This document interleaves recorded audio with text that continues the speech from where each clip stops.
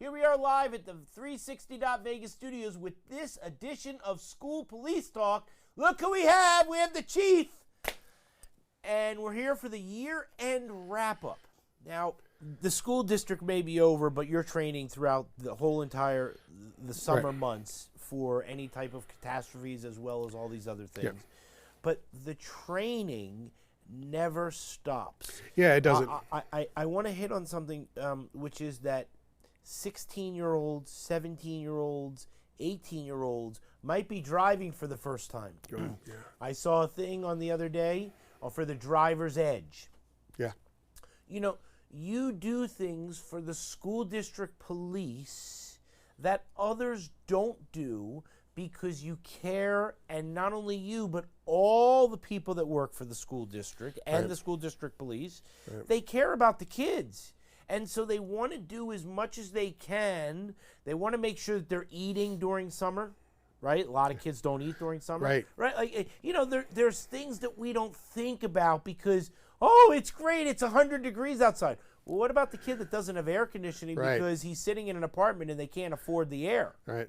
Right? So, and the thing about it is, yeah, we have some real set in stone summer schools. We do. We have, you know, I think 10 or 15 of them. But each school, each principal, they're great. They actually host their own. So there's, I probably say about 70, 80, maybe even up to 100 different limited summer sites just to handle those types of things. And yeah, it's just they do focus on feeding our kids, you know, because they realize that may be the only meal that they have.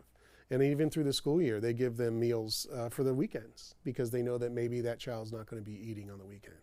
So a lot of those things are done, you know, and the school district does all of those types of things to care for these kids that, you know, because there are kids during that 8 hours a day or 7 hours a day, you know. That's why I talk when I say there are kids, that's what they are. I worked in the schools and all those, you know, 2,000 kids were mine, you know, and knew all of them, you know the one that doesn't go there. And you get personally invested and involved in their lives, and you want to see them succeed, and you get heartbroken when they don't. You know, the stories that impact everybody in the community really seriously impact that school when something happens. You know, we have tragic incidents that happen. We have almost 300,000 kids, so there are some tragedies that happen throughout the year, and it you know, people say that it numbs you when it happens. It doesn't.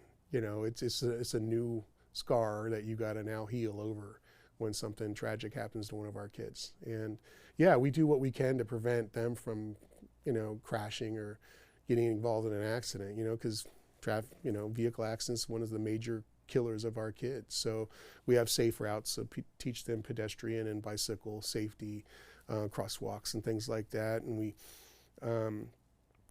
with 0 teen fatalities, we took on from the state to actually teach our high school kids from a certain age to actually the habits that will hopefully prevent them from, you know, being a statistic, you know. Yeah, the one at the Speedway.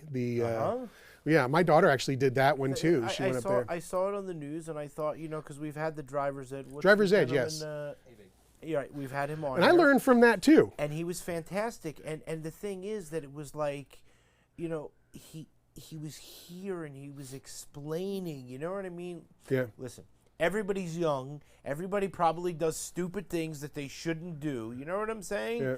But, you know, one of the things that people have to know, you know, like if you're going to do stupid things that impair your judgment, whatever they might be, please don't get behind the wheel. You know what I mean? Like, because it's too dangerous. And he explained it, and he explained for the new procedures for someone that is just learning. And that's an integral part of the school district police. 100%. People that don't get an opportunity to A, talk to you, B, see you. You know what I mean? Yeah. But they might talk to an extension of you. But it just means so much. Well, I think it's more important talking to Mike, Keith, Zink, Lori, all of that, getting it from the horse's mouth, seeing what they're doing, and hearing the impact that they're making in our schools is, you know, 10 times better than me saying it.